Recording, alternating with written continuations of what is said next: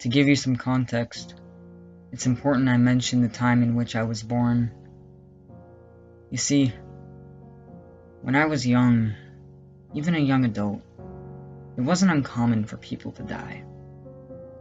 It was quite the opposite, in fact. If a day had anywhere below deaths in the tens of thousands, it was an anomaly. Death wasn't something you had control over. It was something which had control over you. This had been the case for all of human history leading up to my youth, which put my generation in a particularly strange spot. You see, anyone born in the generations before me would be crazy to believe they could live forever. Anybody born in the generations after me would be crazy to believe they couldn't live forever. However, in my generation, there was reason for hope. A hope that would not let me down.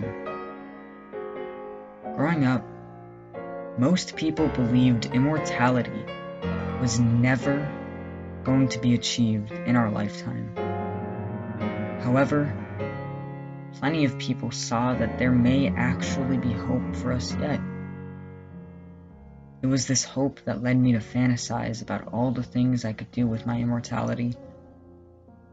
This is where the story begins. When the technology was completely certified and everyone was given access to theoretical immortality, I cried. I was no longer to worry about my previously impending doom as I was approaching 90 years old. I had lost many friends and family members and was still unable to deal with death. Sure, I could grieve the loss of someone close to me, including my very own spouse. But there is a huge difference between accepting someone else's death and accepting your own. However, when I made it into the virtual world, I decided I would make a vow. I would be the last living person. I would be the last real person. I spent many a few millennia running through each and every fantasy I had. After about 50 years in the machine, the limits of what the virtual world could do were beyond any task I could ever ask it to perform, and the possibilities were as wild as I would want. However, even fantasies meet the great equalizer at some point. Time. Time wore down the fun of each of these fantasies more and more, until eventually, after a few million years, there was no more true enjoyment to be gained from them. By this point, human technology had transcended so far beyond what it was when I was just a boy that it was indistinguishable from what I would have considered a god. But with nothing to do with it, I decided to make it perform the task of completing my vow for me. I told it to keep my mind dormant until the last real human being decided to die. And then there was silence. A great emptiness and nothingness that was impossible for me to understand. And before I realized I'd even gone dormant, I awoke. Alone. I looked around my virtual environment, and there was nothing and nobody. I asked the computer what was going on, and a person appeared, saying they were here to help. They weren't real. I asked what was going on, and they said I was the only one left. I was the last real human. They then proceeded to hand me hundreds of thousands of notes from hundreds of people, my friends and family. They all said how much they missed me. They all said how sad they were that they would never see me again, never get to talk to me again,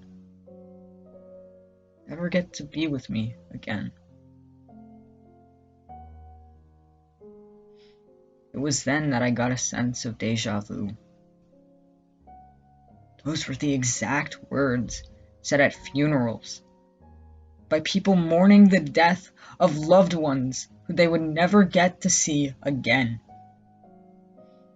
I asked the person where everyone was, and they said simply, they've passed on. They found their meaning in life and chose for their conscience to be forever deleted from the system.